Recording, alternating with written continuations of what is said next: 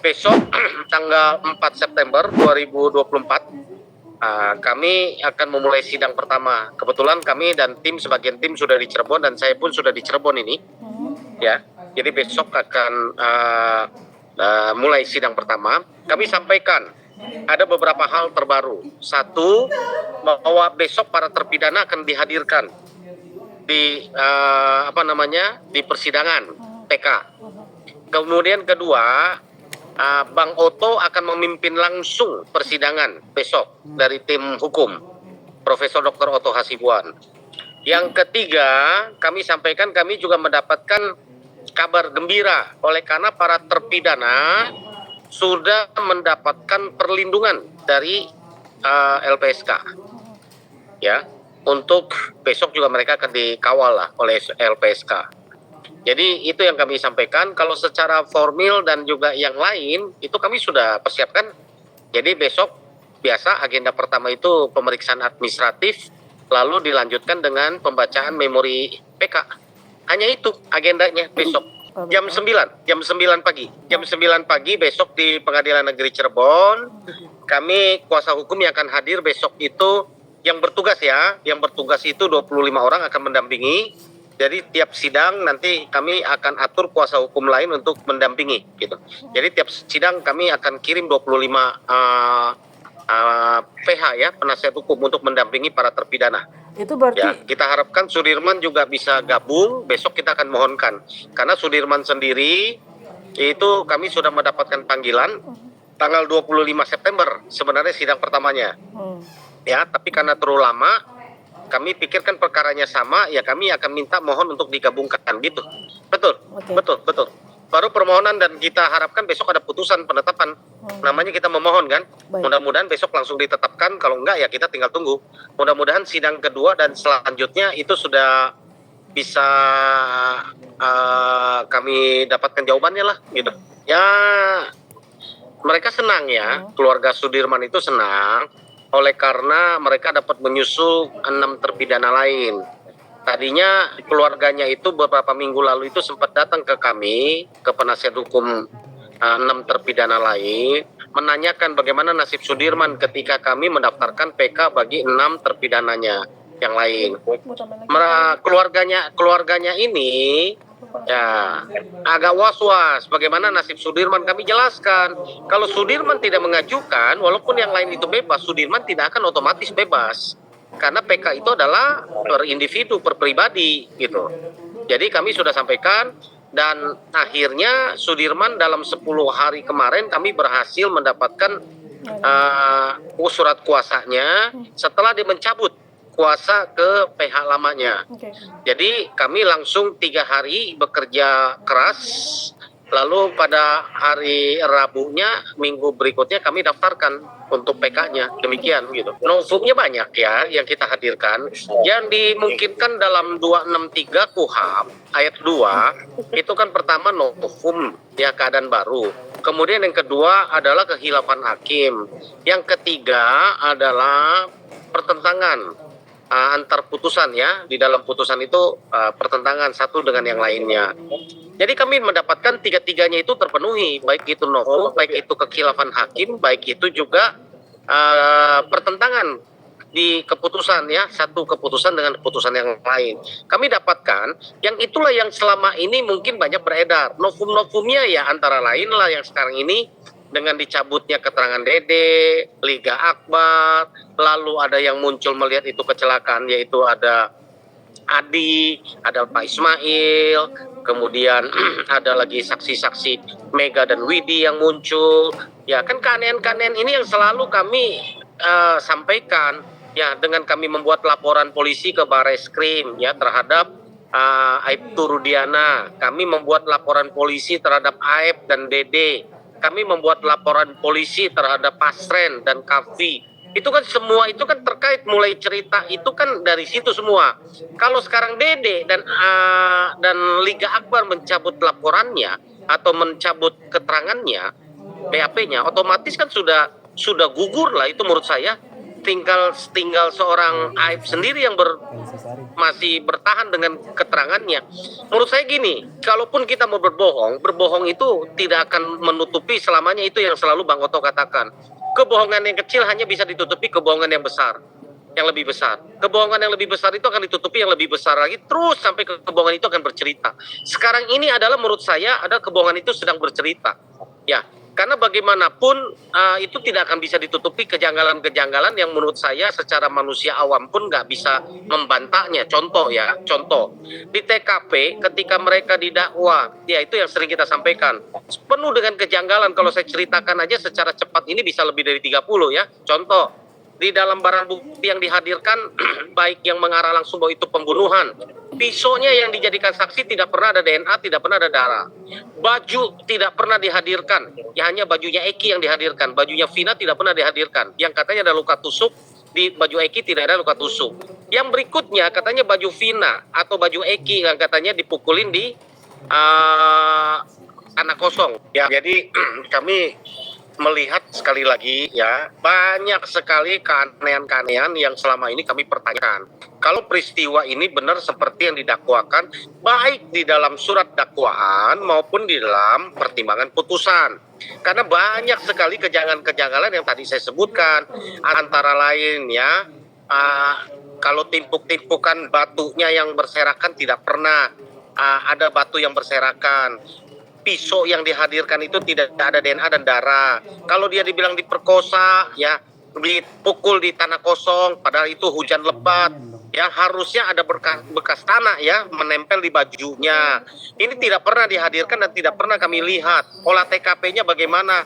Mungkin nggak seorang yang sudah memperkosa pakaikan kembali bajunya, termasuk pembalutnya Vina dipakaikan kembali utuh dengan celananya. Benar lagi, cuman melorot gitu kan. Ini kan keanehan-keanehan yang menurut kami, ini pemerkosa yang berbudiman, yang tahu berterima kasih kalau kayak begitu. Ini 8 orang loh, ya. Dia pembunuh yang berbudiman lagi, habis dia bunuh orang dia kumpul dan terus masih di tempat yang sama, orangnya sama lagi gitu kan. Ini kan keanehan-keanehan menurut kami yang ya secara logika gampang dicerna ya.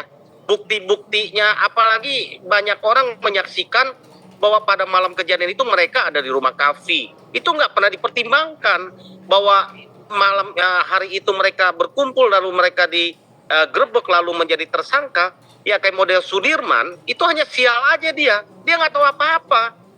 Hanya kebetulan pada tanggal 31 Agustus itu dia habis beli bensin, dia kembali ke SMP 11. Dia bersama dengan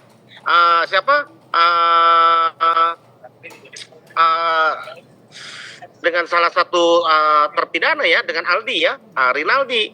Itu sial aja dia gitu loh, ya kan? Dia sial aja kayak model Rivaldi. Itu kan kasus sajam di Cirebon Utara Barat ya, digabungkan ke sana. Ini bukan, menurut saya ini cocokmologinya betul-betul lah luar biasa. Tapi ya sekali lagi, kebohongan-kebohongan ini menurut saya akan terbuka dengan sendirinya dengan lihat, apalagi yang menyaksikan bahwa itu betul bukan peristiwa pembunuhan, bahwa itu sebenarnya dilihat saksi yang muncul sekarang itu adalah peristiwa kecelakaan murni itu. Dan kalau dibilang itu kecelakaan murni, coba cocokin dan tabrakin dengan bukti yang ada, itu klop semua dibanding dengan kalau itu kita bilang gitu loh. Demikian gitu Mbak. Bang, berarti dalam sidang besok Mega dan Widi akan dihadirkan juga Bang, termasuk Arta siapa? Juga. Mega, Widi. Oh iya besok itu agendanya Ya. Kita akan hadirkan semua. Kita ada total hampir 50 lebih saksi kita akan hadirkan. Ya itu kami juga dapat ya undangannya dari masyarakat atas nama RT RW di setempat di tingkat keluarga mereka. Kami juga dapat ya. Kami dapat ya, orang kalau mau berdoa bersyukur bahwa besok akan dimulai satu upaya hukum ya. Satu upaya hukum itu kan menurut saya kan bagus ya. Ya sah-sah saja kalau orang ingin berdoa kan. Ya mudah-mudahan lah doanya dikabulkan, demikian gitu ya. Ya minta maafnya gini, karena selama ini kan kami mendengar Sudirman itu yang katanya idiot, Sudirman itu katanya keterbelakangan, bodoh, dan itu kan kami memang belum pernah bertemu ya dengan Sudirman. Ini kan berdasarkan sekali lagi dari kakaknya, dari keluarganya, dari kuasa hukumnya yang lama ya, PH-nya yang lama Bu Titin. Setelah 3 kali kami bertemu dengan Sudirman, kami mempunyai kesan tersendiri. Apalagi Kang Deddy Mulyadi ketika saya antar langsung minggu lalu ya, bertemu dengan Sudirman di lapas Bancai, ya kami melihat sendiri.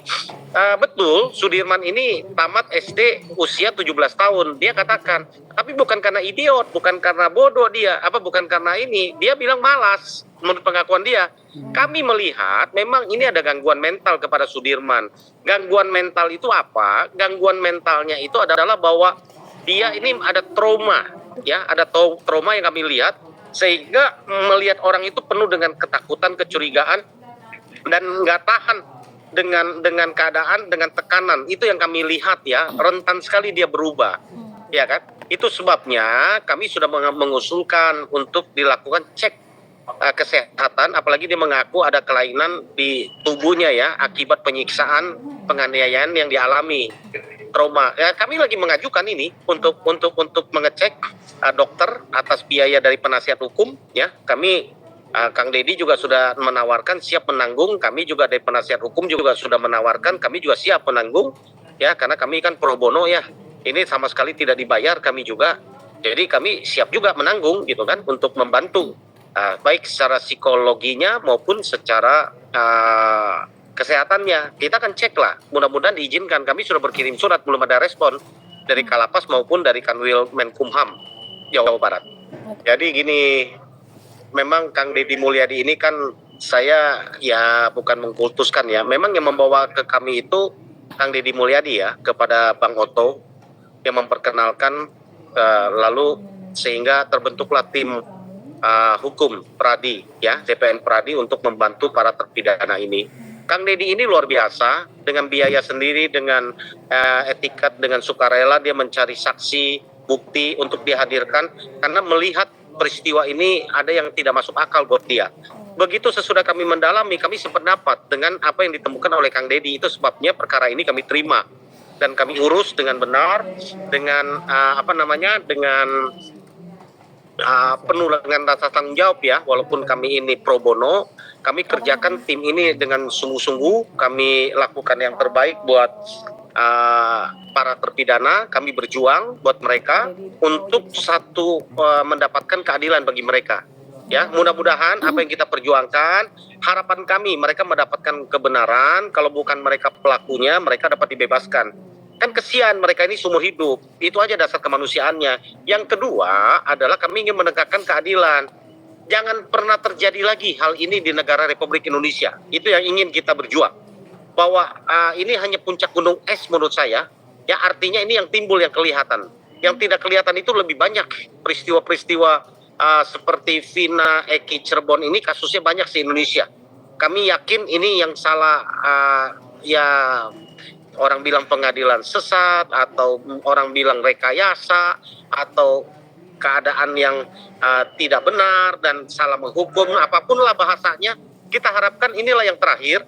Biarlah kita lewat kasus Vina dan Eki di Cirebon ini dapat memperbaiki keadaan di Indonesia, minimal menjadi perhatian bahwa bila mana salah, baik semua level ya, di semua level, baik itu ke penyidik, baik itu ke kejaksaan, baik itu ke pengadilan tingkat 1, tingkat 2 sampai ke Mahkamah Agung, mari lakukan evaluasi dan perbaikan.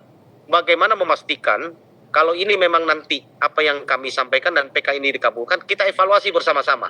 Dan yang tentu yang merekayasa ini harus bertanggung jawab, gitu kan? Bertanggung jawab menyebabkan ini. Kemudian semua level yang di atasnya ya mengevaluasi kenapa ini bisa lolos, sehingga kasus Vina dan Eki yang terjadi di Cirebon ini tidak terjadi lagi. Coba itu kalau menimpa adik kita, menimpa anak kita, menimpa saudara kita, ini sungguh menyakitkan.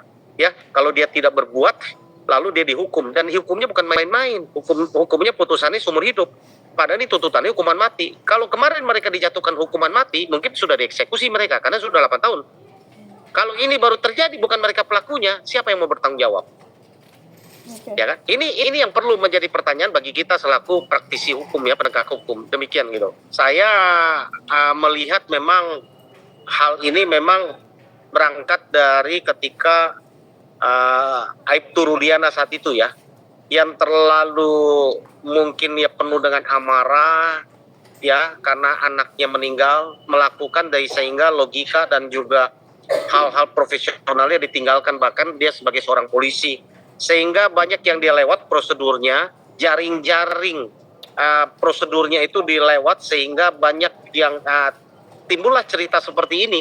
Kalau saat itu dia mengikuti semua prosedur, misalnya dia mendapatkan info itu dia berikan kepada reskrim melakukan penyelidikan, sesudah dapatkan bukti dia gelar, lalu gelar baru menaik kepada tingkat sidik, lalu buktinya itu betul-betul profesional dihadirkan, tidak akan terjadi seperti ini. Saya jadi ragu, jangan-jangan tidak pernah ada olah TKP, walaupun di dalam bukti berkas itu ada olah TKP di tanah kosong.